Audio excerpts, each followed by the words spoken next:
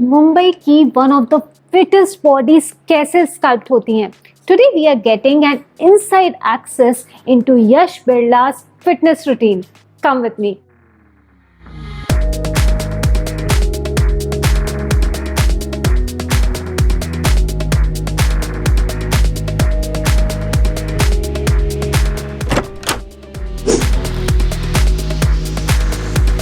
You are known to have one of the fittest bodies in Mumbai.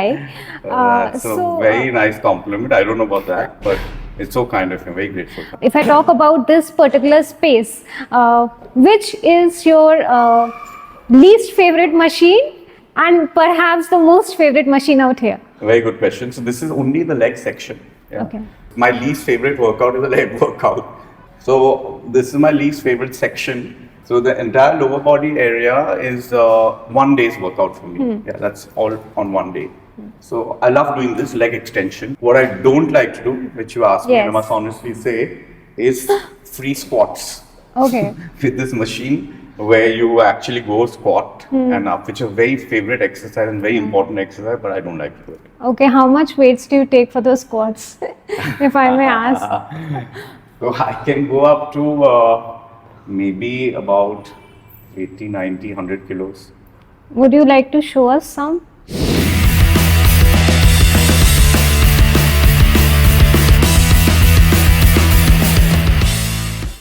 You cannot let your knees go ahead because then it might hurt your knees.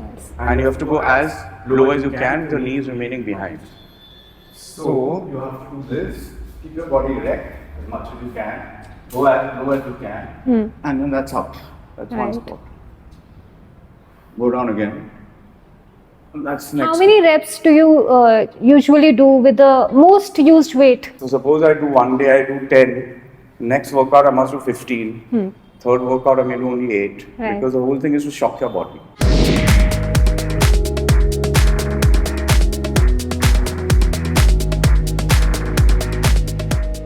Anything else that you would like to show over here? It's a lovely machine to really focus on your ab. As I said, muscle-mind connection. Right. This is really brilliant for that. Do you also do workouts without the machines? For example, maybe something like crunches? You can do things for like, for as I said, lower abs, then you do leg raises. Yeah. For obliques, you do cycle twists. There are many exercises. Planks is very good for the core. Yes. How long can you do a plank? How long can you do a plank? That's my next question. Maybe 2 minutes. Wow, okay.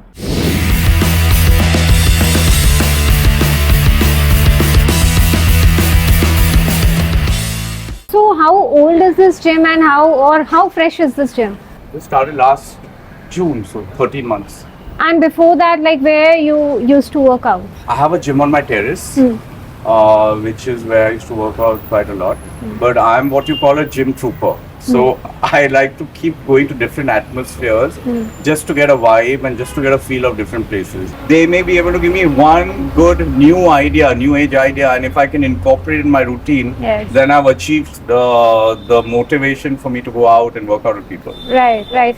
And there's another motivation that's coming up because now we are heading to one of the most favorite places where you like to work out, which is the upper body. Yes.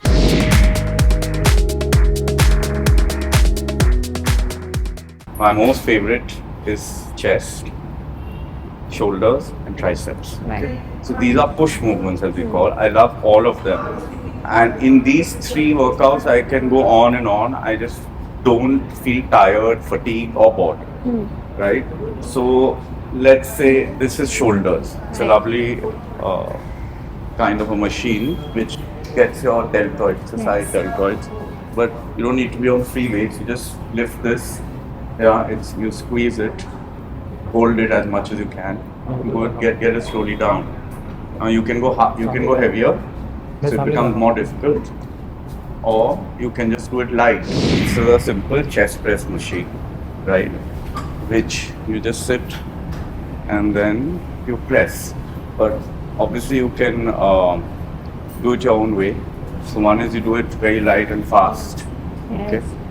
Second is you do it heavier but slow, squeeze and then slowly back. How heavy do you go? I go pretty heavy on this. Yeah. Wow. So chest is a strong point, as I said, so I can go much heavier than I would on the legs. So with all the heavy duty that you do, I'm sure there would be, somebody helping you out, in specific workouts that you would prefer. I need somebody standing behind because I have to put the weight back here, take it off. Suppose I shift it, then it might become a problem. So now what? Now I'll tell you not to help me now. That's Sanju, by the way, he's helping me. Okay. So I lift it off like that. Now see, you take time to balance. You need to stabilize. Right. Then you get it down, touch up. See, sometimes it goes crooked, like you see. Now he'll help me. I'm just trying to show you what can go wrong. Oh yeah, now I'm fine. See, once I stabilize, then I'm straight. Easy. 4. How do you, kind of bring spice to your workouts? Because I'm sure you love it, Yeah. but to make it even more interesting each day. One is the company you work out in, as I told you. Yeah. Different people, trainers, whoever. Right. So that adds to your kind of variation in your training. The second thing which I do quite often, he's done it with me, Sanju, where I actually have a competition, right? That okay, you put a particular weight, and then you lift, let's say how many you can do, and I'll see how many more I can do. So that way we will decide who's the winner of that day. Right. So that motivates you. And actually, when I worked out with him, I actually pushed more. Yeah. Because to myself, I wanted to prove Yeah. that I can lift more than him. Right. The other variation, what you can do is, these are 3 ways of doing the bicep curl. Right. Okay? This is straight. Okay? I'm just doing it. Then second is, so I'll do different on different days, not on the same day. The next time I do biceps, I'll do squeeze and slowly come down. Third time I'll do to a count. 1, 2, 3. 1, 2, 3, 4, 5. 1, 2. Second is, now this is hilarious. Now how do I reach Exactly. this? So I have to do this, then I have to go like this, or I have to tell him to help me. Now help me and show. Now see, now I can do it well. Ah, Yeah. right. But- right.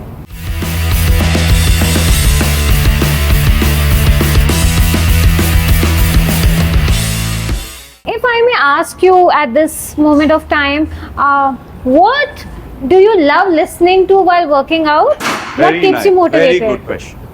So they're all used to it. Yeah. As soon as I come in here, I tell them for my sake, please change the music, Yeah. whatever's playing, because I like only progressive techno, Okay. right? So I think that really charges me up. Right. But you'll be surprised, I'll tell you this, and this sounds a little whacked out.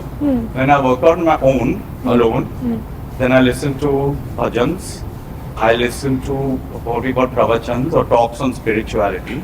And you won't believe that somebody will say, while I'm working out, my mind should be on the workout. How am I listening to talks? But it's on both.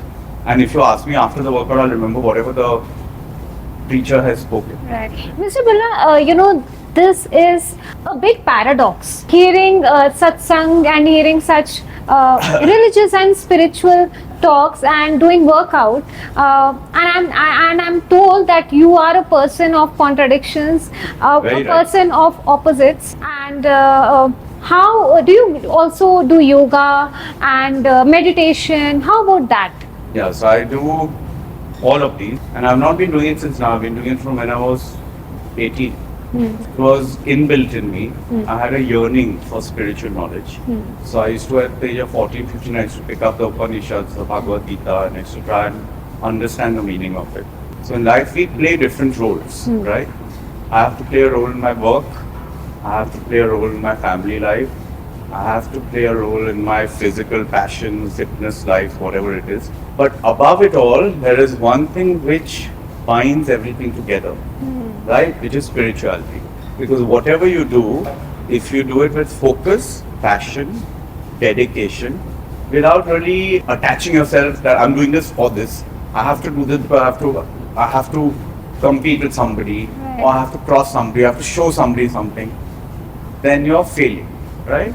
So spirituality teaches you how to do everything with full focus, dedication, achieve your best without having that disturbing emotion attached to every action. So there's no paradox, actually all one. That's really deep, Mr. Birla. And I really have to mention at this point, while you were talking about workouts and you were showing us the machines, there was a different Mr. Yash Birla.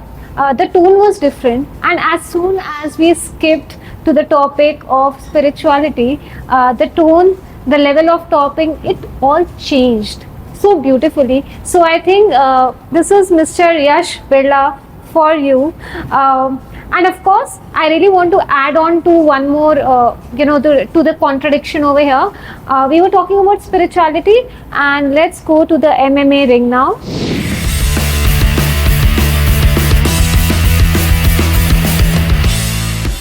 This is the only one in South Bombay, Ah, okay. right? But this is crazy. Who would Yeah. have thought in a house on the terrace you will have this ring? Yeah, so it's lovely actually. Even I was pleasantly surprised. Just got done like 3 days ago. Right. We're going to start classes next week. So basically, there are three things: kickboxing, Yeah. which is part of MMA. So obviously, you don't go with shoes and all. You go with your bare feet. And you can do against the pads. You can have a Right. trainer. Right. You can do boxing. Huh. And the third thing, which most gyms can't do, is what they call a Brazilian martial arts called jiu-jitsu, Mhm. which is more on the mat, like grappling on the mat. So you can do all three. So actually, there are these boxing these things here also, bags, which some people put in the ring so you can keep Right. sequentially boxing. Right. But I'm trying to put it down because then this can be full open for matches. Right. Yes, exactly. I was actually coming to that. What plans do you have for this space? So we'll do professional MMA training, right? We'll have a professional MMA trainer who's actually participated in fights, professional fights. We have all these fights now. And then obviously we'll be encouraging fights to take place here. Professional people who are a little more advanced than learning to have, and then a few people who can watch and take inspiration from that, learn better. Or they can also involve themselves once they come to a particular level. It's more competitive sports. Well, we have seen what goes into sculpting this body when it comes to workouts. But what I'm really curious about is how do you nourish your body? What food, kind of goes into making this? So see, now that's also a controversial topic, and I have my firm beliefs. And I'm not going to give any sermons or advise one is better than the other. But I'm a strict vegetarian. I've always grown up as a vegetarian. I don't even have eggs. I gave up eggs about 25 years ago. I used to have some when I was young. In fact, my mother used to force me to have eggs because she thought that will help you grow bigger, taller. I didn't succeed because I'm not very tall. So I used to not have eggs even then. And then I finally gave it up because I believe in vegetarian, of course, but I believe in what we call sattvic. Sattvic food in our scriptures is written is associated with sattvic thoughts. Sattvic thoughts are thoughts of generosity, compassion, love, anything that you call nice, a nice human being. So I would rather, and it doesn't make you a nice human being, but it enhances your niceness. So I would rather eat some things which enhance my niceness rather than my negative qualities. Being vegetarian, a lot of people in bodybuilding say you don't get enough protein. Yes. Wrong. Absolutely wrong. So, ladies and gentlemen, for those who think that you need chicken and eggs to actually build that body, the example is right before you.